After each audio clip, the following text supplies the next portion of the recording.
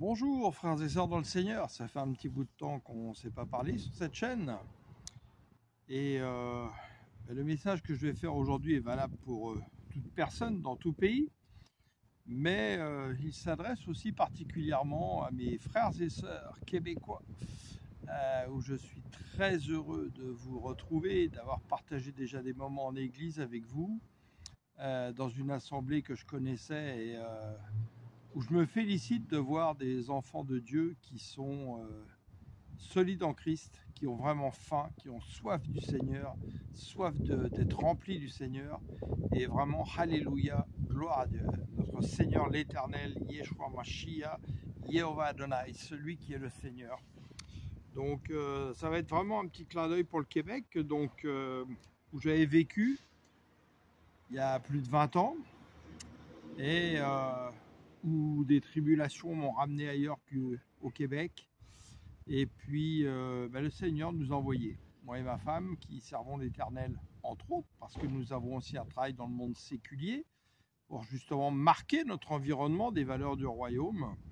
Et le message que je vais vous donner aujourd'hui, cette exhortation, rejoint tout ce qu'on a pu se dire depuis plus maintenant de 2 mois, où le Seigneur m'a vraiment demandé de parler sur le thème du cœur partagé.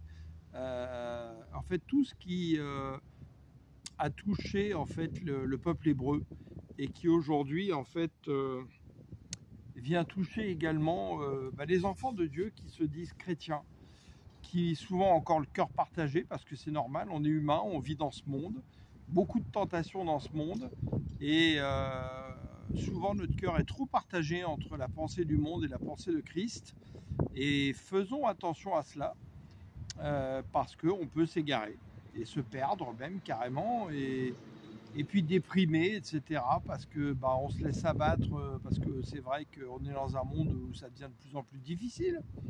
Mais si on garde vraiment les yeux tournés vers le Seigneur, eh bien, alléluia, et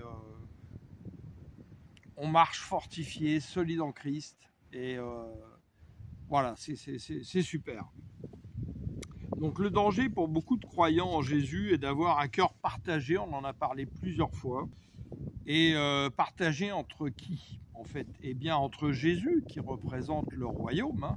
Cherchez en premier le royaume et sa justice, donc le royaume c'est Jésus, la justice de Dieu c'est Jésus qui a été établi à la croix, et la pensée du monde venant de Satan, entre l'Éternel et Mammon, l'argent. Alors l'argent, si c'est une semence, c'est un moyen de réaliser des choses pour l'extension avec les valeurs du royaume, entreprendre, faire toutes sortes de bonnes œuvres, mais avec les valeurs du royaume, alléluia. Si ça devient une idole et une obsession, quelque chose qu'on entasse et qui pourrit, ça commence à devenir plus que dangereux. Alors comment on va déterminer un petit peu si notre cœur est malade? Eh bien, on va citer plusieurs fois la parole, hein. Il faut aimer la parole. Si on n'aime pas la parole, c'est compliqué, puisque la parole est notre ciment qui va permettre que nous, les pierres vivantes, en fait, on forme quelque chose de solide, fondé sur les bases de la pensée de Christ, hein, donc de grandir, de renouveler notre intelligence dans la connaissance, la sagesse de notre Seigneur. Et pour cela, nous avons besoin de la parole, puisque tout a été fait par la parole, rien n'a été fait en dehors de la parole. Et on voit comment l'ennemi, à travers des sectes, des faux bergers, des politiciens, tout ce qu'on veut, utilise aussi les mots pour nous perdre, justement, parce que Satan est un imitateur en faux, ne l'oublions jamais.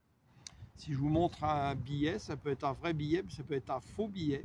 Eh bien, Satan utilise souvent ça également pour égarer les gens. C'est là où c'est le plus dangereux.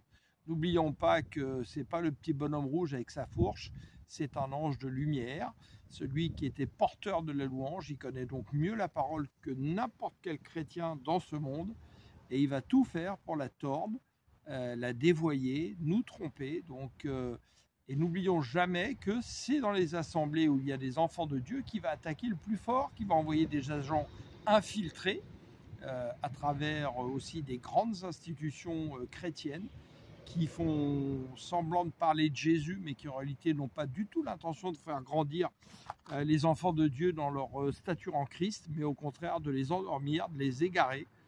Et nous devons vraiment grandir dans le discernement, et pour ça nous avons besoin de connaître la parole et de voir justement, de faire un état des lieux où en est notre cœur, où en est notre connaissance de la parole, notre relation personnelle avec le Seigneur. Est-ce qu'elle est profonde, en permanence, 24 heures sur 24? C'est ça, prier sans cesse. Est-ce qu'on se laisse vraiment conduire par le Saint-Esprit, etc. Donc en Proverbe 13, nous trouvons ceci dans le verset 12. Un espoir différé rend le cœur malade. Un désir exaucé est comme un arbre de vie. Celui qui méprise la parole le paiera, mais celui qui respecte le commandement en sera récompensé. L'enseignement du sage est une fontaine de vie, il fait éviter les pièges de la mort. Donc vous voyez, un désir exaucé comme un arbre de vie. Or, on voit que justement, dans l'Ancien Testament, il y a eu toutes les promesses messianiques, et puis que dans le Nouveau Testament, eh bien, les promesses sont exaucées et que Christ est le oui et l'amen de l'Éternel. Pour nous qui avons la foi et qui croyons en Jésus, qui croyons que Jésus est venu en portant toutes nos fautes, qu'il est le Sauveur, le Libérateur, le rocher de notre salut et le repos de notre âme.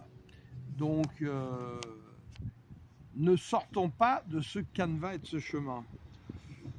Restons humbles devant l'Éternel et plein d'actions de grâce. On voit comment justement dans l'Exode, dans Jérémie, le peuple hébreu sans arrêt, justement, malgré qu'il a vu des miracles phénoménaux, se rebellait contre l'Éternel, n'était pas dans l'action de grâce, regardait toujours en arrière, alors que Jésus dit: celui qui a mis la main à la charrue, qui regarde en arrière, n'est pas digne de moi. Donc regardons en avant, parce que la fin vaut mieux que le commencement. Et l'Éternel nous surprendra. Croyez-moi, j'en suis témoin dans ma propre vie. J'étais si éloigné de l'Éternel alors que je l'avais connu de la mauvaise manière et que cela n'a produit rien du tout. Ésaïe 10,15 nous dit: mais la cognée se vante-t-elle aux dépens de celui qui la manie? Ou la scie se glorifie-t-elle aux dépens de celui qui l'utilise? Comme si le bâton faisait mouvoir celui qui le brandit, comme si le gourdin brandissait celui qui n'est pas de bois. C'est pourquoi l'Éternel, le Seigneur des armées célestes, va faire dépérir ses guerriers corpulents. Sous l'effet de sa gloire, un feu s'embrasera tel une flamme. Car la lumière d'Israël deviendra comme un feu, et le Saint d'Israël, donc Jésus, comme une flamme qui brûlera et qui consumera les épines, les ronces en un seul jour, etc. Vous pouvez lire la suite. Donc voilà, n'oublions pas que justement, quand nous prêchons la parole, comme nous sommes parfois acclamés par les hommes dans les assemblées, rendons toute la gloire à Christ, lui seul, car seul lui est digne de cette gloire, d'être loué, et ne mettons jamais notre confiance dans les hommes, mais en l'Éternel, comme le dit le psaume, ni dans les grands. Donc seul l'Esprit du Seigneur peut guérir un cœur malade et faire un trésor par le Saint-Esprit qui vient guérir notre âme peu à peu. Rappelons-le que notre âme, nous sommes faits tripartite, corps, âme, esprit, que l'âme est en contact avec le corps, l'âme est en contact avec l'esprit, mais l'esprit n'est pas en contact avec le corps, il doit passer par l'âme et inversement. Et que quand nous avons été baptisés, vraiment un choix volontaire de passer aux yeux du baptême, que nous avons reçu le Saint-Esprit d'une manière ou d'une autre, il y a plusieurs manières de le recevoir, eh bien, nous avons été marqués du sceau du Saint-Esprit. Le Père nous voit comme son Fils, parce que le Père est Esprit, il regarde à l'Esprit. Et nous devons apprendre à ne pas étouffer, éteindre l'Esprit pour le laisser vivre en nous, afin que l'Esprit du Seigneur nous transforme, qu'il vive véritablement en nous, qu'il nous guide, qu'il prenne le contrôle de nos vies. Pour ça, il faut savoir s'humilier justement et dire Saint-Esprit, je te laisse le contrôle. Jésus, je te laisse le contrôle. Vraiment, prends le contrôle de ma vie. Et petit à petit, on voit que notre âme guérit des choses qu'elle avait envie, elle n'a plus envie de les faire, des choses où elle s'énervait rapidement, elle s'énerve moins, etc., etc. Mais c'est long, c'est dans notre devenir en Christ, c'est tout un chemin. Il peut être plus ou moins rapide, suivant la volonté de Dieu, mais aussi suivant le travail qu'on va faire, notre soif et notre faim de Christ. Donc, Le Seigneur nous a envoyés, je vous le dis clairement, au Québec, mais c'est valable dans le monde entier. Pourquoi il m'a envoyé au Québec, lui seul le sait. Mais pour souffler sur les braises de vos cœurs, vous les Québécois, et sans doute les Canadiens, pour rallumer la chaudière bouillonnante pour le Seigneur. On le sait qu'au Québec, c'est comme dans tout l'Occident et en France, on a été marqué énormément dans les temps passés jusqu'aux années 70 par l'Église catholique romaine, qui malheureusement par plein de comportements qui ne sont pas dignes du royaume, mais parce que aussi l'ennemi avait infiltré, comme toutes les grandes institutions. Dites-vous bien qu'on n'est pas à l'abri, les protestants, les évangélistes, les évangéliques, les grandes institutions protestantes évangéliques ont été aussi infiltrées par l'ennemi. Et soyez sur vos gardes. Je vous conseille vraiment de rester dans des petites assemblées indépendantes et de ne pas faire partie d'unification de certaines églises, on va dire en termes d'institutions, ce qui ne veut pas dire de ne pas travailler ensemble, loin de là, bien au contraire, parce que justement après vous perdez une liberté de parole, une liberté de l'esprit, et ça peut être extrêmement dangereux. Et rappelons qu'il y a des églises qui conduisent à la mort spirituelle. Je vous le dis, le Seigneur me l'a dit à plusieurs reprises. Il m'a fait faire des inventaires un petit peu de différentes églises, ce n'est pas pour rien, pour faire un peu un état des lieux. Et je ne suis pas le seul, hein. On est plusieurs frères et sœurs à avoir reçu ce mandat. Et vous l'avez vu d'ailleurs, on en a discuté avec mon frère Ginal Tako du Congo dernièrement, avec mon frère Ossé Simplice du Gabon, avec d'autres frères en France, comme Jean-Moïse, et comme Rodrigo, comme d'autres, etc. Voilà, il y a des gens au Québec qui ont reçu le même mandat. J'ai rencontré des pasteurs très très solides en Christ, justement, comme le pasteur Jean et Sonia, s'ils m'écoutent, que je salue. Et voilà. Et donc, faisons attention. Genèse 22, verset 6 nous dit « Abraham chargea le bois de l'Holocauste sur son fils Isaac. Il prit lui-même des braises pour le feu et le couteau, puis tous deux s'en allèrent ensemble. » Eh bien aujourd'hui, notre holocauste et les braises en Jésus-Christ, c'est notre foi. Notre cœur bouillonnant, ce sont ces braises qui rendent un sacrifice au Seigneur, comme il est dit dans la Bible justement, offrant des sacrifices spirituels par un cœur bouillant pour le Seigneur, dans une relation de cœur à cœur via l'Esprit. Attachons-nous à cela. Mettons le Seigneur en premier. Le matin au réveil, avant d'allumer son portable ou faire quoi que ce soit d'autre, en prière, en lisant un petit peu sa parole, nous recevons notre pain quotidien, le pain de vie, le pain spirituel, en commençant notre journée, en le mettant dans notre travail, en le mettant dans nos pensées, dans nos projets, dans nos vacances. Mettons toujours le Seigneur en premier. Vraiment, soyons christocentriques. Romains 12, 9 nous dit « L'amour ne sait pas mentir ». Donc on parle de l'amour de Christ. Là, je fais une parenthèse dont j'ai parlé cette semaine encore en assemblée. Soyons très attentifs quand nous parlons de l'amour, parce que l'amour qui vient de Christ est un amour authentique, qui est fort, qui est solide. Et on voit bien que le Seigneur nous dit « Celui qui aime son père, sa mère, sa fille, plus que moi n'est pas digne de moi ». Quand il nous dit ça, c'est quoi? C'est qu'en fait, si nous grandissons dans le Seigneur, en fait, nous allons aimer les autres avec l'amour de Christ, par l'Esprit de Christ qui vit en nous. Et cet amour-là est solide, il est fort, il est fiable, il est honnête. Mais l'amour humaniste, c'est un amour, par contre, auquel on ne peut pas se fier. Si on aime avec l'amour humaniste, il y a plein de gens qui sont gentils, qu'on connaît, qui ne sont pas en Christ, mais c'est l'amour humaniste. Et faites-leur le moindre petit coup qui va les toucher en susceptibilité, vous allez voir si leur amour tient bon. Ayez donc le mal en horreur. Attachez-vous de toutes vos forces au bien, notamment en ce qui concerne l'amour fraternel. Soyez pleins d'affection les uns pour les autres, l'estime mutuelle, faites passer les autres avant vous, ce que Christ a fait. L'ardeur, n'hésitez pas, l'esprit, soyez bouillants, le Seigneur, soyez de bons serviteurs, l'espérance qu'elle soit votre joie, l'épreuve qu'elle vous trouve plein d'endurance, la prière qu'elle soutienne votre persévérance, les besoins de ceux qui appartiennent à l'Éternel, soyez-en solidaires, toujours prêts à pratiquer l'hospitalité. Rappelez-vous ce qui est dit dans Matthieu 25 à la fin au jugement des nations. Tout ce que vous aurez fait au plus petit de mes frères, c'est à moi que vous l'avez fait.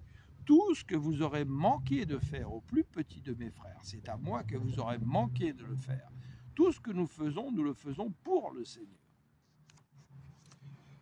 Verset 14, demandez à l'Éternel de faire du bien à ceux qui vous persécutent. Oui, demandez du bien pour eux, ne demandez pas du mal.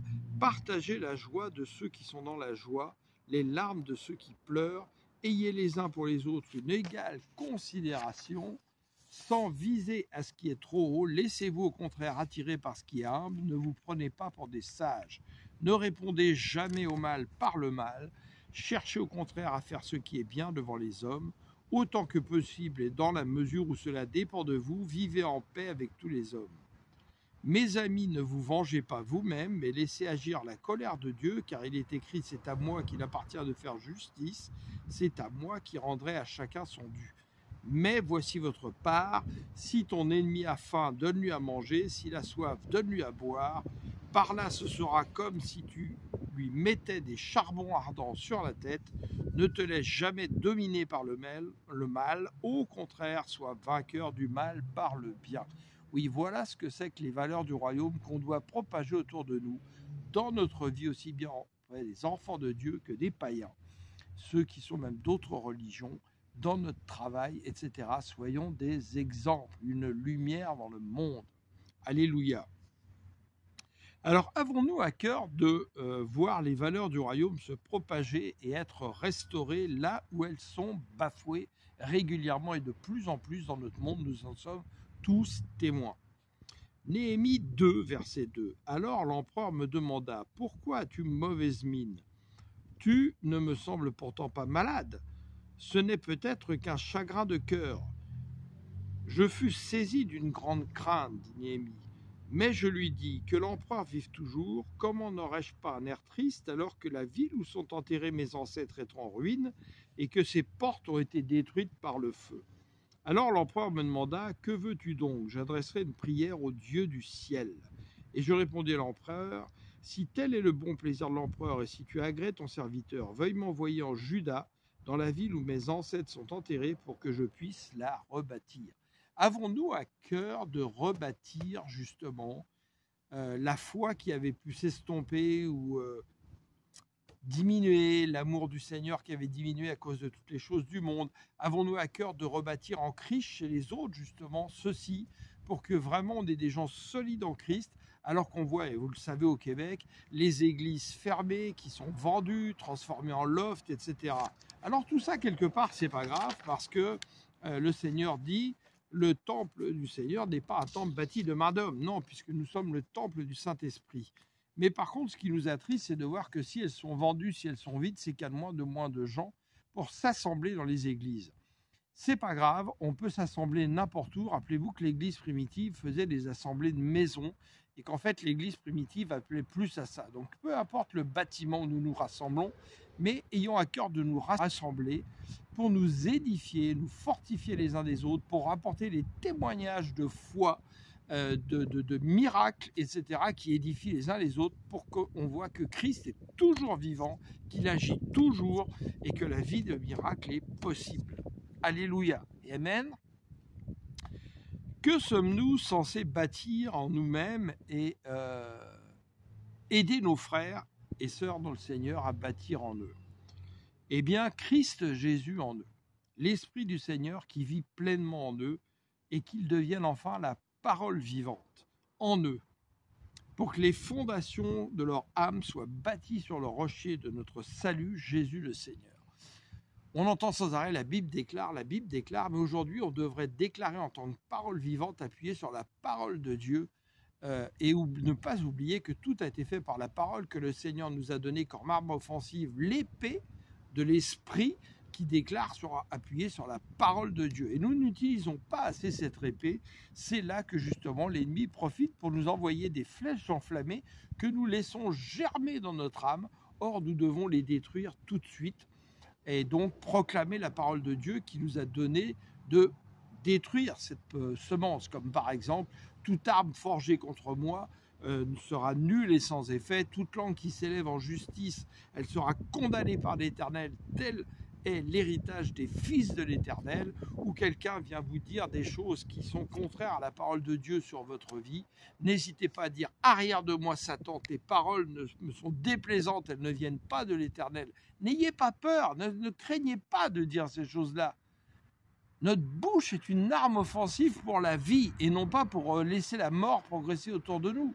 Si on vous dit vous avez mal dans le côté, je sais pas quoi, vous allez voir le médecin vous dit oh, j'ai peur que tu sois atteint par un cancer, parce que tes parents avaient ça.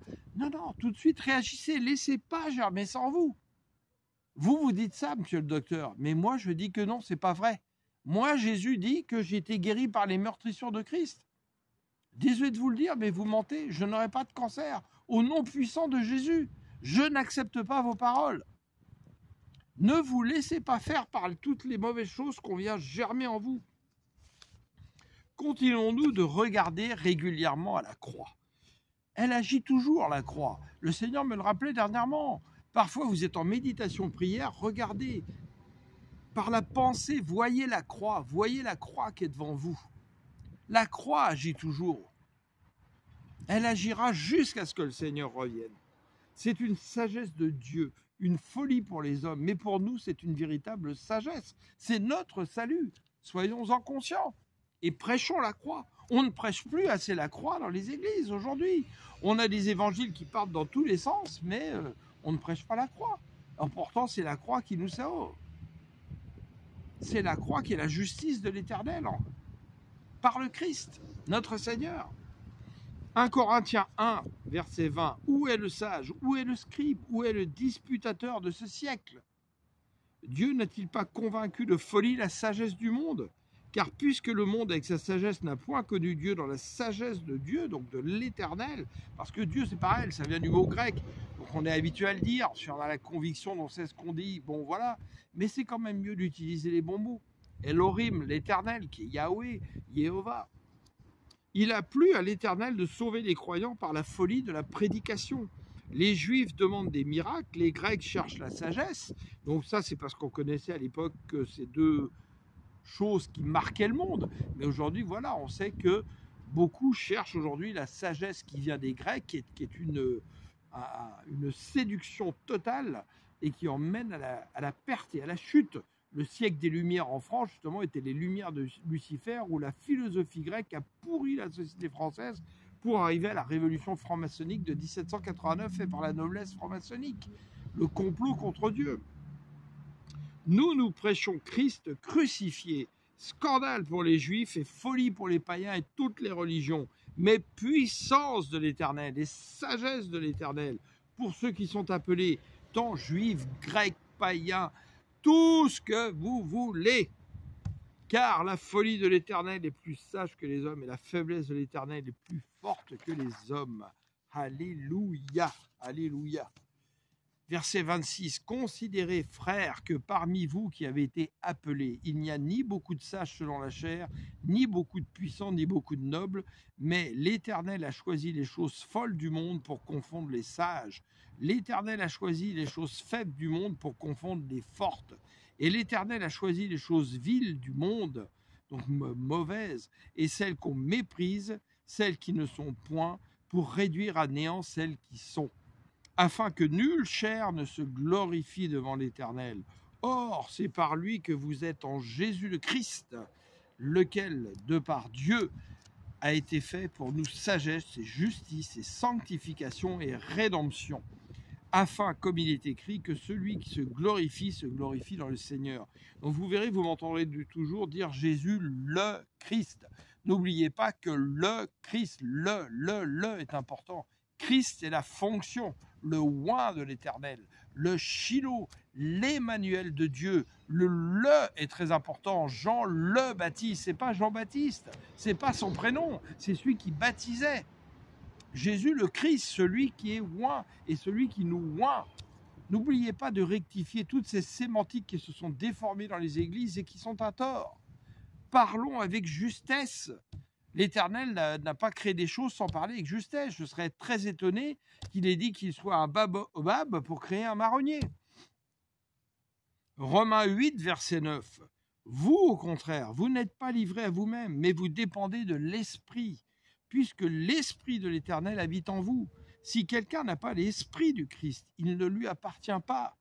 Or, si le Christ est en vous, votre corps reste mortel à cause du péché, mais l'Esprit est source de vie, parce que vous avez été déclarés justes. Et si l'Esprit de celui qui a ressuscité d'entre les morts habite en vous, celui qui a ressuscité le Christ d'entre les morts rendra aussi la vie à vos corps mortels par son Esprit qui habite en vous. Ainsi donc, frères, si nous avons des obligations, ce n'est pas envers l'homme livré à lui-même pour vivre à sa manière, car si vous vivez à la manière de l'homme livré à lui-même, vous allez mourir. Mais si par l'Esprit vous faites mourir les actes mauvais que vous accomplissez dans votre corps, vous vivrez. Car ceux qui sont conduits par l'Esprit de Dieu, de l'Éternel, donc le Saint-Esprit, sont fils de l'Éternel. En effet, vous n'avez pas reçu un esprit qui fait de vous des esclaves, Jean 8, 32, et vous ramène à la crainte. Non, vous avez reçu l'Esprit qui fait de vous des fils adoptifs de l'Éternel, car c'est par cet Esprit que nous crions « Abba », c'est-à-dire « Père ». L'Esprit Saint lui-même et notre esprit nous témoignent ensemble que nous sommes enfants de l'Éternel et non pas chrétiens. Ça, c'est le monde qui nous a appelés chrétiens pour se moquer de nous. Pourquoi on prend un mot pareil alors que le Seigneur nous a donné un nom plus excellent, enfants de l'Éternel? Pareil, mettons du savon dans nos bouches, reprenons les vrais mots. Et puisque nous sommes enfants, nous sommes aussi héritiers, héritiers de l'Éternel et donc co-héritiers de Christ. Puisque nous souffrons avec lui pour avoir part à sa gloire. Nous sommes héritiers, héritiers de l'Éternel. Nous avons été bénis de toutes sortes de bénédictions dans les lieux célestes en Christ. Pareil, arrêtons de chercher les bénédictions.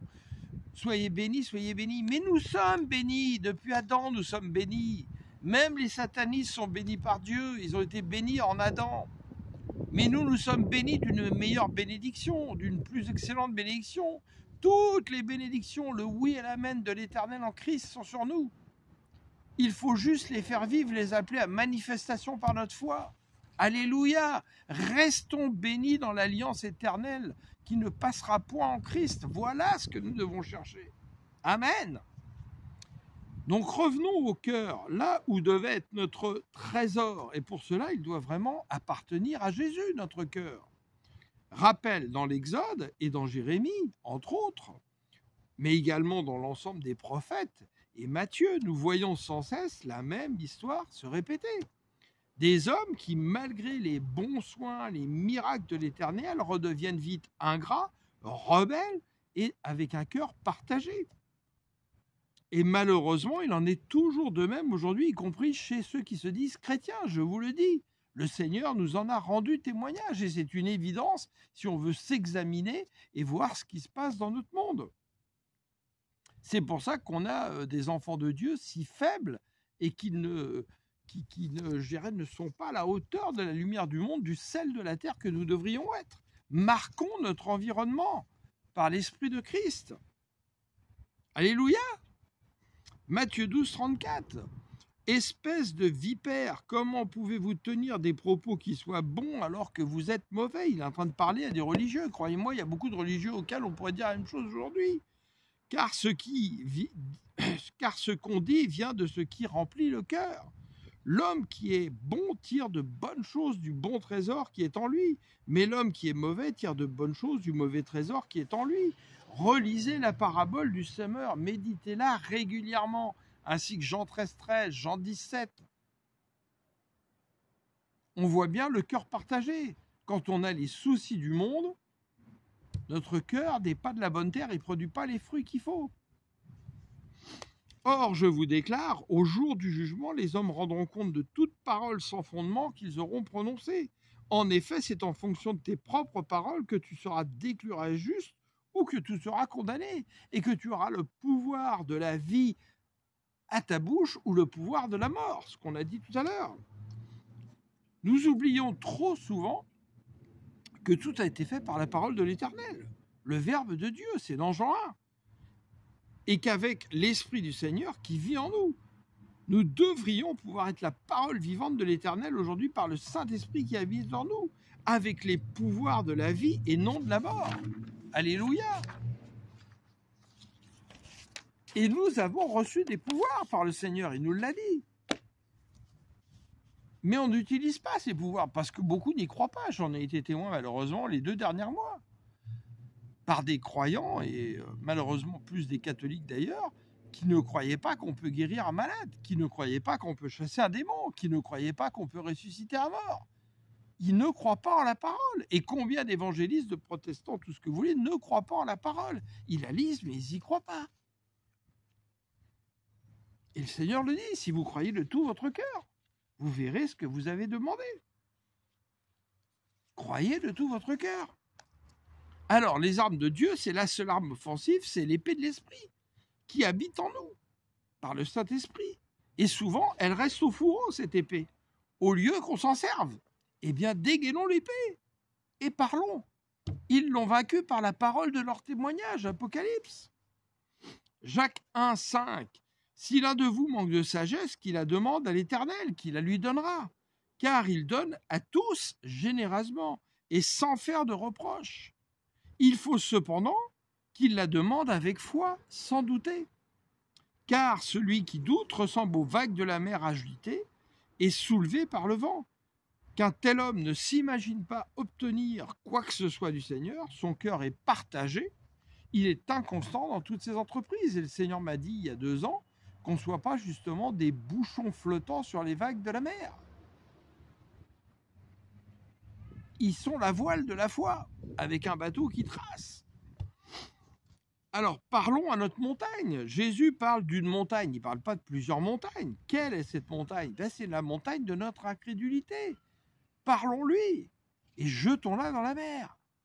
Alléluia, gloire à l'Éternel. Hey, les chums québécois, tabarouette, on est solide en Christ. On a déjà gagné, on est plus que vainqueur en Christ. Allez, on lève la tête là. Et on va souffler sur les braises au Québec et au Canada. Et je vous le dis, là, ça va y aller là. On va remplir des assemblées de maisons. On va influencer notre environnement, même au travail, dans notre vie, dans notre village. Alléluia, vous y croyez? Amen. Psaume 7. Dieu, l'Éternel, est mon bouclier en Christ Jésus. Il sauve qui a le cœur droit. Dieu est un juste juge qui chaque jour fait sentir son indignation à qui ne revient pas à lui. L'ennemi aiguise son glaive, il tend son arc et se met à viser. Il se prépare des armes meurtrières, il s'appelle des flèches enflammées, on vient d'en parler juste avant. Il conçoit des méfaits, portant son sein le crime, il accouche de la fausseté, on le voit dans notre société tout entière aujourd'hui de plus en plus. Il creuse en terre un trou profond, mais dans son piège, c'est lui qui tombera. Alléluia, parce que nous, on a Christ en nous. Son mauvais coup se retournera contre lui et sa violence lui retombera sur la tête. Et je louerai l'Éternel pour sa justice et je le célébrerai par des chants. Alléluia. Et justement, où on doit faire attention, et on est tous passés par là, moi le premier, et on peut vite y passer à la moindre tribulation, c'est de louer l'Éternel même quand ça va mal, parce que justement on sait qu'il nous réserve une bonne surprise et que quand il nous fait passer par des tribulations, c'est pour nous fortifier et qu'il a encore davantage de besoin de nous pour être plus forts. C'est comme si on était des soldats là, qui partent en exercice là, pour être des marines plus solides ou tout ce que vous voulez. C'est ça que fait l'Éternel. Réjouissons-nous même dans les tribulations, louons-le. Alléluia. Matthieu 5, verset 8.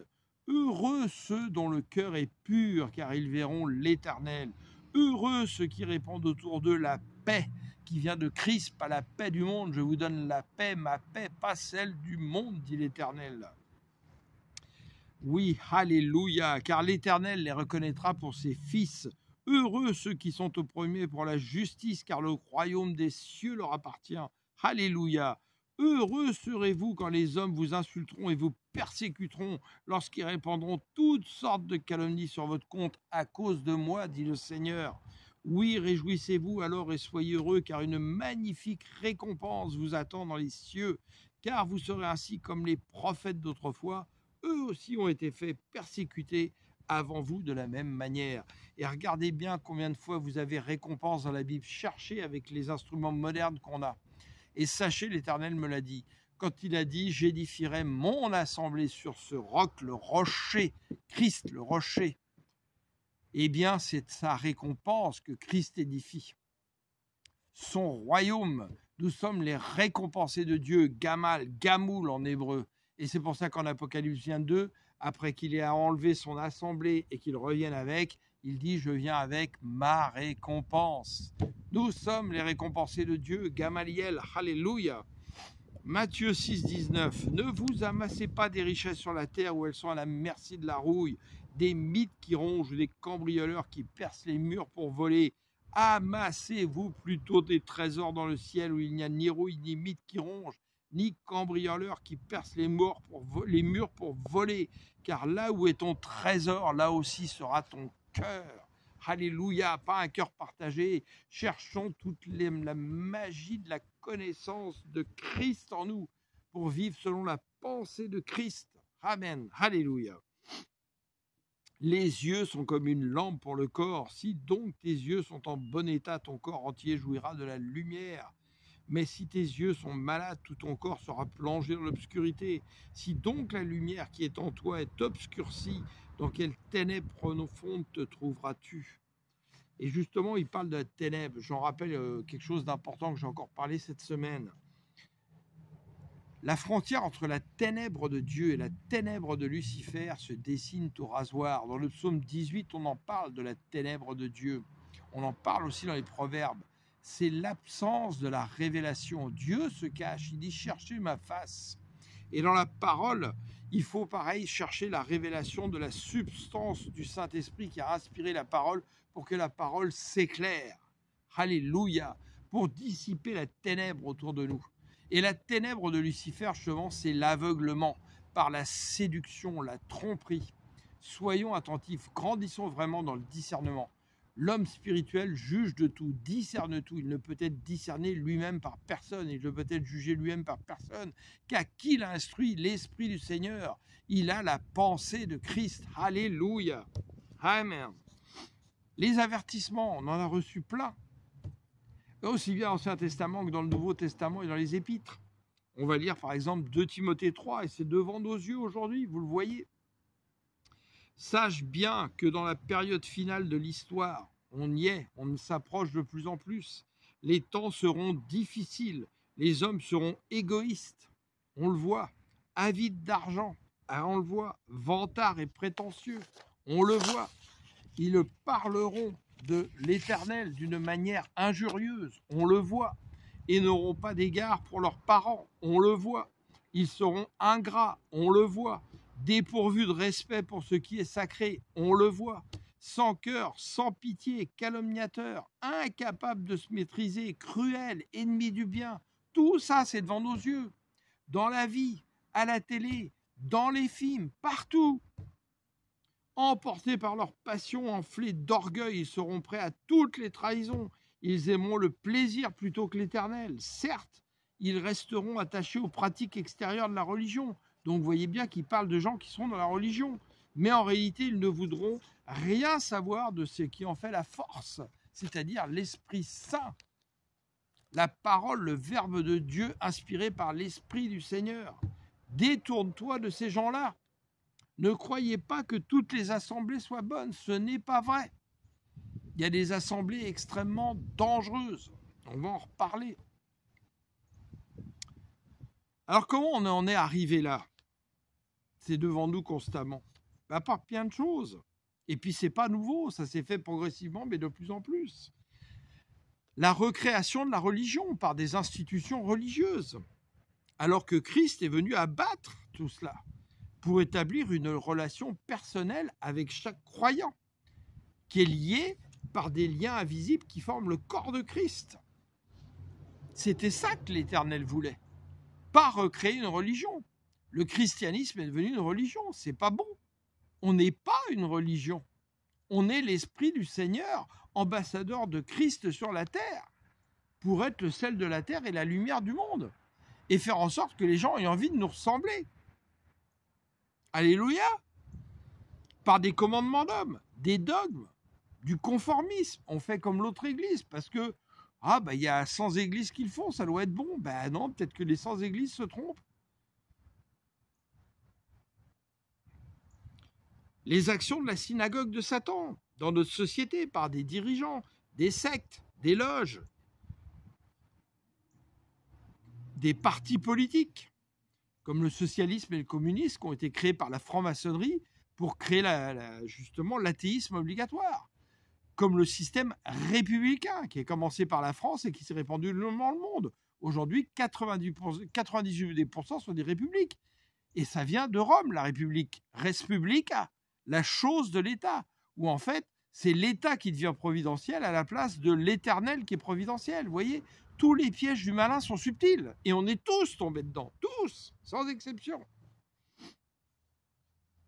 L'Église qui a donc les faux bergers, qui sont idolâtrés dans beaucoup d'assemblées aujourd'hui.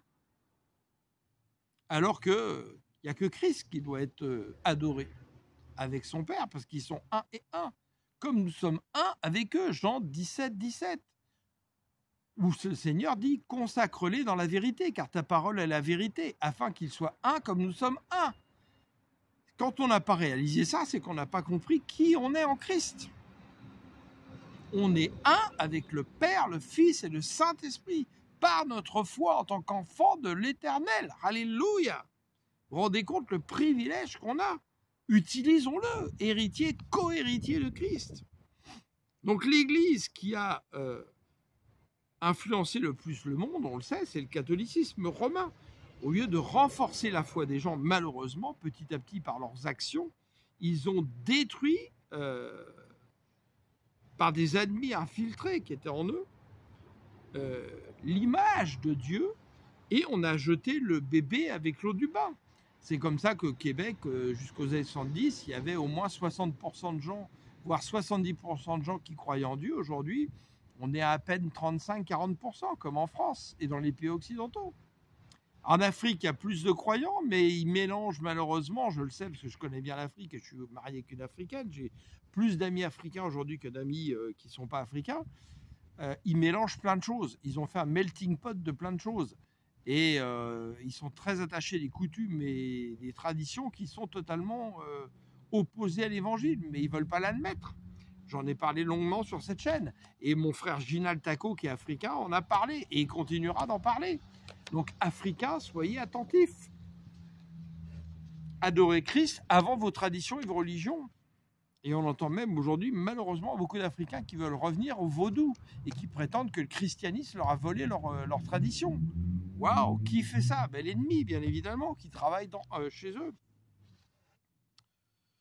Donc, faisons attention. Et puis, au lieu de jeter le bébé avec l'eau du bain, il faut peut-être plutôt jeter l'eau sale et puis remettre de l'eau propre. C'est pour ça que le Seigneur appelle beaucoup de gens aujourd'hui dans le monde pour donner le coup de balai, le coup de Dyson dans l'Assemblée, pour enlever tout ce qui n'est pas de l'Éternel et revenir à un évangile christocentrique. Alléluia! Donc si on s'attachait justement, on en parlait avec un frère, Marcel, dernièrement, si on s'attachait à revenir à l'église source, la matrice. Quand on enregistrait des vinyles à l'époque, le vinyle on l'enregistre sur une matrice. Et à partir de la matrice, on fait des copies qui sont exactement la même chose que la matrice. Et aujourd'hui, on doit ressembler à l'église source, à l'église de la matrice, celle qui était voulue par l'Éternel et qui est décrite dans l'Acte des Apôtres et qui souvent agissait dans des assemblées de maisons qui se multipliaient comme les pains et les poissons. Et alors qu'ils n'avaient pas Internet, qu'ils n'avaient pas la radio, la télé, qu'ils n'avaient pas de voiture, qu'ils n'avaient pas d'avion, en très peu de temps, ils ont eu beaucoup plus d'influence en rapport au niveau de l'échelle que nous aujourd'hui. Ça devrait nous interroger, non? Alors, l'Éternel ne nous appelle-t-il pas sans cesse à changer d'attitude? C'est ce qui est marqué dans l'Ancien Testament. Il disait changer d'attitude. Quand les gens vont voir Pierre, il lui dit changez. Changeons d'attitude. À plus forte raison si nous avons décidé d'un libre choix de venir à lui par les eaux du baptême, à Christ. Sommes-nous trop orgueilleux pour dire « je me suis trompé » ? Ben oui, on s'est tous trompés. Moi, je me suis trompé pendant des années. J'ai cru en des choses fausses, même dans les églises. Je me suis égaré en chemin. J'ai mis ma confiance dans les hommes plutôt que dans l'Éternel. Ben, à un moment donné, il faut mettre genou à terre, se repentir. Et l'Éternel va vous tendre la main. Et il va vous relever. Croyez-le, parce qu'il vous aime d'un amour infini. Et il ne veut que personne ne se perde. Et si vous servez le Seigneur, vous portez ce joug, que personne ne se perde. Vous voulez reprendre, exhorter les frères et sœurs, les aider à bâtir en Christ solidement en eux. C'est ça auquel nous sommes appelés. Qu'est-ce qu'il dit encore dans Jean 17 ? Je les envoie comme tu m'as envoyé. On est envoyé vers les autres pour les aider à bâtir Christ en eux et témoigner de la parole dans la vérité, pas pour la tordre, pas sortir pareil les versets des contextes qui permettent de faire et de dire n'importe quoi. Psaume 51, 19. Les sacrifices agréables à l'Éternel, c'est un esprit brisé. Ô Éternel, tu ne dédaignes pas un cœur brisé et humilié. Dans ta grâce, fais du bien à Sion, construis les murs de Jérusalem. Alléluia, oui. La cité de la paix. Et là, on parle, nous, de la Jérusalem céleste que nous sommes déjà en train de préparer en travaillant pour le Seigneur. Alors le Seigneur dit, je suis le chemin, la vérité et la vie. Si on est sur le chemin, dans les pas du Seigneur, on reste dans la vérité. Si on n'y est plus, on a déjà fait un compromis, on s'éloigne de la vérité. Et si on est dans le chemin et la vérité, eh bien, on est dans la vie éternelle. On ne vivra pas la mort, la seconde mort de l'âme. Jean 13, 13, je suis celui qui est le Seigneur. Quand il dit, vous m'appelez maître et Seigneur et vous faites bien car je le suis, prenez la phrase dans l'autre sens, il est en train de dire, je suis celui qui est le Seigneur. Quand il s'est présenté à Moïse, qu'est-ce qu'il a dit ? Je suis celui qui est, Yahweh, Jéhovah. Et là, le Seigneur, Adonai. Donc Jésus est Jéhovah Adonai, Yahweh Adonai. Alléluia. Marchons-nous au-devant des pas de Jésus. Et là, le Seigneur m'avait montré une image. En fait, nous sommes comme des équilibristes, vous savez, les funambules qui traversent sur un fil. Le chemin est très étroit. Qu'est-ce qu'ils font ? Ils tiennent un bâton pour équilibrer et ils regardent bien devant. Eh bien, c'est pareil pour nous. Avec le bâton de la foi et en regardant vers Christ, comme quand Pierre a regardé pour marcher sur les eaux, c'est ça qu'on doit faire. Alors, lâche pas le bâton de la foi, on regarde en Christ et on marche sur le chemin étroit de la vérité, entouré par tout le mensonge du monde, autour de nous, en dessous de nos pieds. Satan est en dessous de nos pieds. Nous avons reçu le pouvoir de marcher sur les serpents, les scorpions, la puissance de l'ennemi. Foulez le lion sous l'aspi, psaume 91. Déclarez-le régulièrement. Vous vous levez le matin, Seigneur, par les pouvoirs que tu m'as donnés, je marche, je piétine. Oui, je piétine l'ennemi, je l'écrase. Satan, écoute-moi bien, je te piétine, je t'écrase. Tu es vaincu, tu as été vaincu tu as été vaincu à la croix. Tu es tombé comme un éclair. Tu as été ridiculisé, toi et tes puissances. Nous sommes des fils de l'Éternel. Alléluia. Soyez fiers de ce que vous êtes en Christ. Alléluia. 1 Pierre 1, 22. Par votre obéissance à la vérité, vous avez été purifiés, votre être, afin d'aimer sincèrement vos frères. Aimez-vous donc ardemment les uns les autres de tout votre cœur, car vous êtes nés à une vie nouvelle, non d'un homme mortel. 2 Corinthiens 5, 16. Vous le savez tout ça, par repassez sur votre cœur toutes les bonnes paroles du Seigneur. Vous vous rappelez ce qu'on disait ? Marie repassait sur son cœur ce que le Saint-Esprit lui avait dit. Repassons sur notre cœur les bonnes paroles de l'Éternel pour nous affermir dans notre foi, nous affermir dans notre identité. Alléluia. Oh, merci Seigneur. Merci Saint-Esprit. En effet, il est écrit, tout homme est comme l'herbe des prés, toute gloire humaine comme la fleur des champs, l'herbe sèche et sa fleur tombe, mais la parole du Seigneur demeure éternellement. Alléluia. Or, cette parole, c'est la bonne nouvelle qui nous a été annoncée, donc l'Évangile. Jacques 4, 7. Soumettez-vous donc à l'Éternel, résistez au diable, et il fuira loin de vous. Si vous êtes rempli, vous êtes une maison spirituelle. Si votre maison spirituelle est pleine de Christ, il n'y a plus de place pour le diable. La maison est pleine. Il ne peut même pas y mettre un petit orteil. C'est pour ça qu'il faut remplir notre maison spirituelle de Christ. Alléluia. il va aller s'attaquer à d'autres personnes pour lui qui sont plus faciles. Il ne va pas perdre son temps à un moment donné. Il dit, oh, laisse tomber, c'est pas la peine. Et gardons la maison pleine de Christ. Approchez-vous de l'Éternel, il s'approchera de vous. Nettoyez vos mains, pécheurs, et purifiez vos cœurs. Vous qui avez le cœur partagé, vous voyez, il en parle, le cœur partagé. C'est un des plus grands pièges. Attention, examinons-nous nous-mêmes régulièrement. Demandons à l'Éternel de nous examiner, de nous reprendre, de nous corriger, de purifier nos cœurs et qu'il ne retire pas le Saint-Esprit pour nous. Prenez conscience de votre misère et soyez dans le deuil. Pleurez, que votre rire se change en pleurs et votre gaieté en tristesse. Abaissez-vous devant le Seigneur, il vous relèvera. Alléluia. Amen, amen. Alors méditons sans cesse la parabole du semeur comme j'en ai parlé, Jean 13, Jean 17, ces choses très importantes. Il y a une seule foi, un seul baptême, un seul Seigneur, un seul Esprit, un seul Évangile, un seul Éternel, Elohim, l'Éternel pluriel, Père, Fils, Saint-Esprit et le croyant par la foi. Alors, comment se fait-il qu'on ait fait tant de divisions dans ceux qui se prétendent appartenir à l'Éternel en Christ, par Christ et pour Christ et qui s'appellent chrétiens? Les pentecôtistes, les baptistes, les adventistes, les méthodistes, les presbytériens, les luthériens, les catholiques romains, les catholiques orthodoxes, les catholiques charismatiques, les évangéliques charismatiques.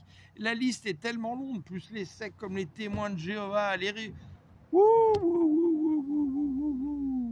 Il faut du Tylenol pour supporter ça, les chums québécois. Waouh! Ou de l'Advil. Mais ça ne vient pas de l'Éternel, ça c'est l'ennemi qui est passé par là pour diviser. Qu'est-ce que dit le Seigneur? Celui qui rassemble est pour moi, celui qui divise est contre moi. Si vous faites partie de ces assemblées, dites, allez voir votre pasteur, allez voir les gens qui sont auprès de ces assemblées, dites, supprime ce nom de cette assemblée. Moi, je ne suis pas baptiste, je ne suis pas adventiste, je ne suis pas pentecôtiste, je ne suis pas tout ce que vous voulez. Et vous remarquez que la plupart des églises qu'il y a le plus, c'est les baptistes. C'est là où il y a le moins d'esprit du Seigneur. Sans l'esprit du Seigneur, on ne peut pas grandir en Christ. La Bible la plus lue chez les évangéliques, c'est la Louis II. C'est là où il y a le plus d'erreurs de traduction préjudiciables sur des versets très importants. Une des Bibles les plus intéressantes dans les Bibles protestantes, c'est la Bible du Sommeur. Et en tant qu'évangélique, lisez aussi la Bible de Jérusalem, qui contient les trésors et qui est utilisée par certains catholiques. Ne réduisez pas le Seigneur, on vient limiter le Seigneur sans arrêt.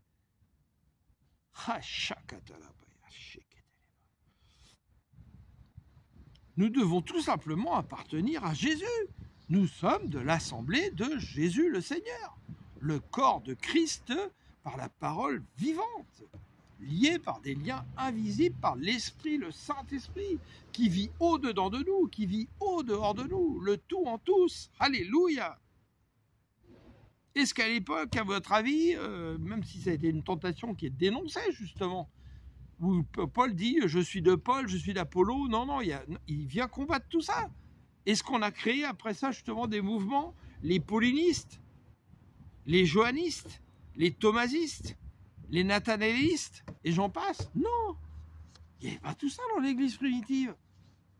Tout ça est arrivé au fil de l'histoire. Et qui fait ça à votre avis? C'est Satan. Satan veut diviser. Et là, on vient choisir dans l'évangile, comme dans un catalogue. Vous avez au catalogue Canadian Tire ou Walmart. Moi, je prends ci, moi, je prends ça. Non, ça ne m'intéresse pas. Mais non, on ne fait pas le tri. Les frères et sœurs doivent se parler et agir ensemble. Ça, c'est pareil, c'est important. Aujourd'hui, on en a parlé 1000 fois. Et être ancré dans la vérité et travailler dans notre environnement.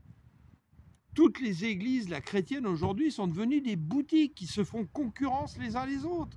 Ici, tu es à la bonne place, donc là, non, ça c'est pas bon là-bas, etc. Alors, on ne doit pas créer des institutions qui nous empêchent en fait une liberté de parole, mais ça n'empêche pas, en étant des églises indépendantes, mais dans le Seigneur, de travailler les uns avec les autres. Et d'aller voir justement, peut-être que là, c'est mieux que nous. Ah, mais là, c'est moins bien que nous par rapport au discours qu'on entend. Et puis, ah, ça, c'est bien. Ah, là, j'ai reçu une super parole qui m'édifie, qui me fortifie. Là, par contre, on peut reprendre nos frères. Vous voyez ce qu'ils disent? Ils sont en train de s'égarer quelque part. Parce qu'on est appelé justement à reprendre nos frères et sœurs qui peuvent s'égarer parce qu'on n'est que des hommes. Et la tentation est rapide pour s'égarer. Et donc, on doit s'édifier, se fortifier et travailler ensemble pour être unis, beaucoup plus unis. Malachie 3,16, je peux vous le dire, on est en plein dedans. C'était prophétique pour ces temps-là. Mais ceux qui sont fidèles à l'Éternel se sont entretenus les uns avec les autres. On doit se parler. Et l'Éternel a prêté attention à ce qu'ils se sont dit. Il les a entendus, alors on a écrit un livre devant lui pour que soit conservé le souvenir de ceux qui sont fidèles à l'Éternel et qui le révèrent. Au jour où j'agirai, déclare l'Éternel, le Seigneur des armées célestes, ces gens seront pour moi un trésor précieux. Sommes-nous un trésor précieux pour Jésus? Je le souhaite. Et je vous le souhaite. J'aurai compassion d'eux, tout comme un père a de la compassion pour un fils qui le sert. Alors à nouveau, vous verrez qu'il y a une différence entre les justes et les méchants, et entre celui qui sert l'Éternel et celui qui ne le sert pas. Et ceux-ci justement, seront quoi? Eh bien, ils seront la fameuse église de Philadelphie dont on parle dans Apocalypse 3,7, qui reçoit toutes les louanges du Seigneur et aucun reproche à l'ange de l'église de Philadelphie. Philadelphie vient du grec qui veut dire fidèle. Écrit, voici ce que dit le Saint, donc Christ, le véritable, le Christ, celui qui tient la clé de David, celui qui ouvre et nul ne peut fermer, et qui ferme et nul ne peut ouvrir. Je connais ta conduite, voici j'ai ouvert devant toi une porte que nul ne peut fermer. Je le sais, tu n'as que peu de puissance. Là, il parle de la puissance qui est visible sur la terre, mais pas de la puissance de l'esprit. Tu as obéi à ma parole et tu ne m'as pas renié. Eh bien, je te donne les membres de la synagogue de Satan. Ils se disent juifs, mais ne le sont pas. Ils mentent, je les ferai venir se prosterner à tes pieds et reconnaître que moi je t'ai aimé. Le Seigneur cherche le juif circoncis dans l'esprit, on en parlait déjà dans le Deutéronome. Tu as gardé le commandement de persévérer que je t'ai donné, c'est pourquoi à mon tour je te garderai à l'heure de l'épreuve qui va venir, et on s'en approche, sur le monde entier pour éprouver tous les habitants de la terre. Je viens bientôt, tiens ferme ce que tu as, et que personne ne te ravisse le prix de la victoire. Alléluia, soyons des marathoniens, on lâche pas, on lâche pas. Du vainqueur, je ferai un pilier dans le temple de mon Dieu l'Éternel, il n'en sortira plus jamais. Je graverai sur lui le nom de mon Éternel, donc de l'Elohim, là en l'occurrence, et celui de la ville de mon Elohim, la nouvelle Jérusalem, qui descend du ciel d'auprès de mon Elohim, ainsi que mon nom nouveau. Que celui qui a les oreilles écoute ce que l'Esprit dit aux assemblées, aux églises. Avec l'Esprit du Seigneur qui parle dans notre bouche, nous venons frapper aux portes des cœurs de l'église de Laodicée qui est citée après. Cette église qui se croit riche mais qui est pauvre et nue parce que justement elle a laissé Mammon entrer en elle. Et elle a mis Christ dehors. C'est pour ça que Christ est obligé de frapper. Et quand on parle de ça, vous êtes une maison spirituelle. Donc Christ vient frapper à vos cœurs pour chasser Mammon et que vous le laissiez rentrer, que vous lui donniez les clés. C'est à lui qu'appartient la maison. Là, il devient le propriétaire. Il va tout entretenir.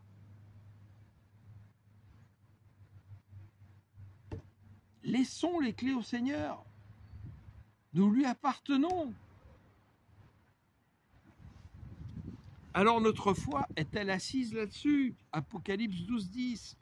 Puis j'entendis dans le ciel une voix puissante qui disait « Maintenant, le temps du salut est arrivé. » Donc ça, c'est accompli, hein, c'est Christ à la croix. Maintenant, notre Dieu a manifesté sa puissance et instauré son règne. Maintenant, son Messie a pris l'autorité en main, car l'accusateur de nos frères, donc Satan, celui qui jour et nuit les a accusés devant l'Éternel, a été jeté hors du ciel. Mais eux, ils l'ont vaincu grâce au sang de l'agneau et grâce au témoignage qu'ils ont rendu pour lui, car ils n'ont pas aimé leur vie jusqu'à redouter de mourir. Réjouis-toi donc, ô ciel, et vous qui habitez au ciel, réjouissez-vous, mais malheur à la terre et malheur à la mer, le diable est descendu vers vous rempli de rage, car il sait qu'il lui reste très peu de temps, et c'est le cas. Et on en parlait en église.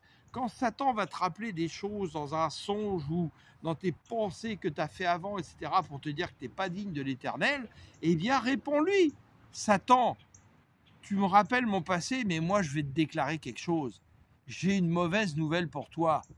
L'Éternel, par le Christ, a effacé toutes mes fautes. Il ne se souvient même pas de mes fautes. Mais moi, je connais ton avenir, Satan. Et ton avenir, il ne changera pas. Tu tomberas dans l'abîme des ténèbres où tu seras dans les flammes pour le reste de l'éternité. Alors écoute bien un fils de l'Éternel qui te parle, Satan. Les satanistes travaillent ensemble. Ils sont unis contre les enfants de l'Éternel et contre Jésus le Christ. On le voit. Ils font leurs réunions à Davos, tout ce qu'on veut, etc. Ils sont là avec les milliardaires du monde entier qui répandent leur hégémonie. Avec les médias qui leur appartiennent tous pour répandre le mensonge. Et nous, par contre, on n'est pas capable de s'unir. C'est ce que je disais dans une assemblée. On se connaît souvent même pas dans les assemblées. On a peut-être un frère qui est charpentier, un autre qui est métallier, un autre qui est garagiste. Et on a besoin d'un service. Au lieu d'aller voir en priorité ces gens-là, on va aller voir ceux qui ne connaissent pas l'Éternel. On ne travaille même pas entre nous. Soyons intelligents, favorisons-nous déjà entre nous, entre enfants de Dieu. Les Juifs dans la chair, contrairement à nous, Juifs circoncis dans le cœur, dans le business, ils travaillent unis ensemble. Ils ne donnent pas le travail aux autres. Et ceux qui se disent chrétiens sont rendus un troupeau désordonné. On ne manifeste pas la solidarité. Il faut qu'on prenne conscience de tout ça et de notre véritable identité, des pouvoirs de Christ qu'on a reçus comme ambassadeurs sur terre. Que ta volonté soit faite sur la terre comme au ciel. Comment, à votre avis? Avec notre aide. C'est pour ça que le Seigneur nous a laissés sur terre. Relisez encore Jean 17. Je ne te demande pas de les retirer du monde. Deutéronome 10, 16 parlait déjà de la circoncision du cœur. Opérez donc aussi une circoncision dans votre cœur et ne vous rebellez plus contre l'Éternel. Car l'Éternel, votre Dieu, est le Dieu suprême et le Seigneur des seigneurs.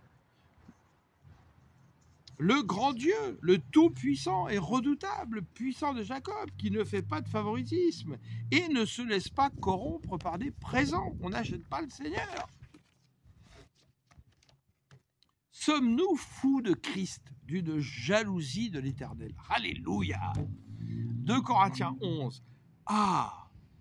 J'aimerais que vous supportiez aussi de ma part un peu de folie, dit Paul de Tarse. Oui, supportez-moi, car j'ai pour vous un amour qui ne tolère aucun rival et qui vient de l'Éternel lui-même. Je vous ai en effet fiancé un seul époux pour vous présenter au Christ comme une jeune fille pure. Donc vous voyez, il a tout fait pour bâtir des gens solides en Christ. Ça doit être notre objectif principal en tant que prédicateur, docteur, pasteur, enseignant, évangéliste. Ça doit être notre objectif principal. Or, j'ai bien peur que vous laissiez votre esprit se corrompre et se détourner de votre attachement sincère et pur au Christ, comme Ève s'est laissé séduire par le mensonge tortueux du serpent. On est en plein dedans aujourd'hui dans les églises, dans le monde. Si quelqu'un vient vous annoncer un autre Jésus que celui que nous avons prêché, vous le supportez fort bien. Vous supportez bien aussi de recevoir un autre esprit que celui que vous avez reçu, ou un autre évangile que celui que vous avez accepté, et ça particulièrement dans les grandes églises institutionnelles. Soyez sur vos gardes. Lisez Ésaïe 34, là où la vipère est venue pondre ses œufs et où elle les couve. Et la fin d'Ésaïe 34 et début d'Ésaïe 35, où là, au contraire, c'est la vraie assemblée de Jésus. Avec Jésus qui ouvre la marche et qui ferme la marche. Avec la route céleste. Alléluia. C'est pas nouveau. Exode 5.4. Tu ne te feras point d'image taillée ni de représentation quelconque des choses qui sont en haut dans les cieux, qui sont en bas sur la terre et qui sont dans les eaux les plus bas que la terre. Tu ne te prosterneras point devant elles, et tu ne les serviras point, car moi, l'Éternel, ton Elohim, je suis un Elohim jaloux, qui punit l'iniquité des pères sur les enfants jusqu'à la 3e et 4e génération de ceux qui me haïssent, et qui fait miséricorde jusqu'en 1000 générations à ceux qui m'aiment et qui gardent mes commandements. Dieu ne partage pas sa gloire, il le dit également. Et il nous glorifiera parce que nous aurons vaincu à cause de la parole du témoignage. Il nous a déjà appelés, justifiés, sanctifiés. Alléluia. Pouvons-nous dire avec conviction, car la foi est une conviction, je suis celui que je suis par celui qui est en moi. Christ, alléluia. Christ m'a dit en 2021, vous êtes vivant. Alléluia. Alors faites vivre celui qui vit en vous. Moïse levait le bâton et proclamait les miracles se faisaient, comme quand il a fendu la mer. Eh bien nous, notre bâton, c'est le bâton de la foi. Levons le bâton de la foi et utilisons notre bouche. Et appelons à la manifestation des choses qu'on ne voit pas, que ce soit des guérisons ou autres. Alléluia. L'Éternel ne change pas, il est vivant. Et comprenez bien une chose, hein. Notre Pâque en Jésus, c'est une Pâque bien plus excellente que la Pâque d'origine. Vous voyez dans la parole où quand les apôtres rentrent, ils voient le vêtement de Jésus qui est posé alors que Jésus n'est plus là, et avec les 2 anges qui sont de chaque côté. Ça vous rappelle quoi? Eh bien au début, quand l'accès à l'arbre de vie a été interdit parce que justement le monde a été corrompu par le serpent tortueux, et qu'il montait la garde avec les épées flamboyantes pour qu'on n'accède pas à l'arbre de vie. Eh bien Jésus, je suis le chemin, la vérité et la vie, il est l'arbre de vie. Donc il a réouvert le passage à l'arbre de vie. Nous avons accès à l'arbre de vie en Jésus. Nous sommes dans le repos. Jésus est le repos éternel, un repos perpétuel. Si nous sommes sous le joug de l'Éternel. Si nous consacrons une journée entière à l'Éternel, alléluia, c'est super. Mais si nous sommes en Christ, nous sommes dans le repos, dans le Shabbat, le lundi, le mardi, le mercredi, le jeudi, le vendredi, le samedi, le dimanche. Et les enfants de Dieu à l'époque, qui avaient été choisis par l'Éternel, les Hébreux qui se rebellaient sans arrêt, ne pouvaient pas entrer dans le repos parce que justement, Adam a chuté du 7e jour. C'est pour ça que Dieu dit, je fais un nouveau jour. Et ce nouveau jour, c'est Christ. Un 8e jour qui n'est pas un jour calendaire, c'est un jour d'éternité. Un grand mouvement au repos. Et qui est arrivé le premier jour de la semaine, parce que Christ est le premier en toutes choses. Ce premier jour de la semaine qui est le repos éternel, mais tout le temps, tout le temps, tout le temps, nous sommes dans le repos. Alléluia, rentrons dans cette dimension messianique puissante. Amen. Je vous aime. On va avoir plein de temps à passer ensemble. Que vous soyez dans n'importe quel pays, il n'y a pas de limitation aujourd'hui grâce à certains outils technologiques qui doivent rester des outils, non pas le maître, ne l'oublions pas. Nous ne sommes pas, nous, les outils de l'outil. Hein. Soyez attentifs. La technologie a du bon si elle reste à sa place. Qu'elle ne prenne pas la place de l'homme. Hein. Alléluia. Et si vous voulez nous inviter pour parler dans des églises au Québec pour justement aider à fortifier les croyants en Christ, n'hésitez pas. Vous allez sur la page d'accueil, vous avez nos coordonnées.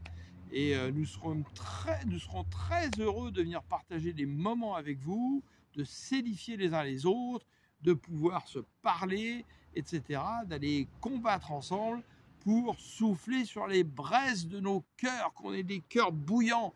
Oui, je vous le dis, l'Éternel veut faire du Québec de faire du Québec un territoire à part, et sans doute du Canada. C'est ce que j'ai reçu. Alors, ayons confiance. Et pour les autres pays, vous n'êtes pas mis justement en exclusion. On continue à se parler, on est ensemble, on est aussi disponible. Vous le savez, on a des frères et sœurs solides en Christ qui sont répartis un peu dans le monde. Et nous ne formons pas une église avec un nom précis. Nous sommes l'église de Jésus le Seigneur. Et nous avons des gens un peu partout. Vous avez besoin de personnes qui veulent vous solidifier en Christ. On en a en France, on en a en Belgique, on en a au Gabon, on en a en Côte d'Ivoire, on en a au Congo, on en a au Bénin. Voilà, et il y en aura d'autres qui vont venir à droite, à gauche.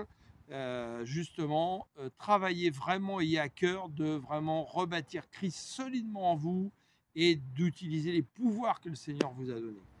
Nous allons finir par prier. Père Tout-Puissant, Abba éternel, au nom de notre Seigneur Yeshua Mashiach, celui qui est le Seigneur Yehovah Adonai. Oh oui, merci Seigneur pour nous avoir transportés dans le royaume du Fils de ton amour, à son admirable lumière. Merci, ô merveilleux Saint-Esprit, de nous enrober soigneusement, d'être au-dedans de nous, au-dehors de nous garder, Seigneur, oui, par ton Saint-Esprit, de nous renouveler dans ton intelligence, dans ta sagesse et dans ta connaissance. Et je viens vraiment, Seigneur, te recommander tous les frères du Seigneur, tous les enfants de l'Éternel à travers le monde, Seigneur. Je viens te remettre également, Seigneur, tout le peuple québécois, canadien, Seigneur. Prends soin de lui, souffle avec ton Saint-Esprit, passe par nos bouches, Seigneur, par tous les bouches de ceux qui sont solides en Christ à travers le Québec pour souffler sur les braises, oui. Alléluia, Seigneur. Et nous venons prier pour les dirigeants, Seigneur, qui manquent de sagesse aujourd'hui, des dirigeants qui se sont laissés perdre, qui sont parfois eux-mêmes des victimes, qui ne savent même pas à quoi ils participent. Oh Seigneur, viens les toucher par ton Saint-Esprit, qui mettent genoux à cœur, qui se repentent, et viens susciter, Seigneur, des dirigeants qui servent le Seigneur, qui obéissent à la parole de Dieu. Oui, Seigneur, veille vraiment sur eux, Seigneur, et prends soin de nous, offre-nous des espaces de liberté, donne-nous un peu de temps, Seigneur, encore, pour que nous puissions vraiment faire des pêches miraculeuses, gagner encore de nombreuses âmes, les ramener à l'Éternel, et vraiment faire des enfants de Dieu solides en Christ, que tu accueilleras, Seigneur, dans ton royaume et dans la Jérusalem céleste. Alléluia. Gloire à l'Éternel, gloire à notre Seigneur de gloire, Jésus, et gloire à notre merveilleux Saint-Esprit qui est le plus beau cadeau qu'un homme ou une femme puisse recevoir. Alléluia. Et nous aurons aussi beaucoup à parler sur les femmes. Vraiment, les femmes, prenez conscience que vous avez une mission très importante avec le Seigneur, une mission très importante comme une aide auprès de vos maris. Ma femme vous en parlera, elle a reçu un ministère vraiment pour cela. Et vraiment, prenez vraiment conscience de l'importance que vous avez aux yeux du Seigneur. C'est pas pour rien que le Seigneur Jésus aurait pu descendre sur terre comme il est monté au ciel. Il est venu en tant qu'enfant, en passant par une femme. C'est pas pour rien. Hein, la femme était celle par qui le mensonge est arrivé auprès de son mari. La femme est aussi la prostituée, le symbole par Jérusalem qui s'est prostituée, le peuple de Dieu qui s'est prostitué. Jésus est venu justement sortir les 7 démons d'une prostituée, Marie de Magdala, qui est restée fidèle jusqu'au bout, jusqu'à la croix, alors que les apôtres s'étaient réfugiés par peur, s'étaient cachés, etc. C'est à Marie de Magdala, encore une fois, que Jésus s'est représenté de nouveau ressuscité. Vous avez beaucoup d'importance aux yeux de l'Éternel, femmes. Soyez-en conscients. Vous êtes des appuis solides pour vos maris. On remarque d'ailleurs qu'il y a plus de femmes que d'hommes souvent dans les assemblées. C'est pas pour rien. Donc restez vraiment bénis dans l'alliance en Jésus. Alléluia, Dieu vous aime.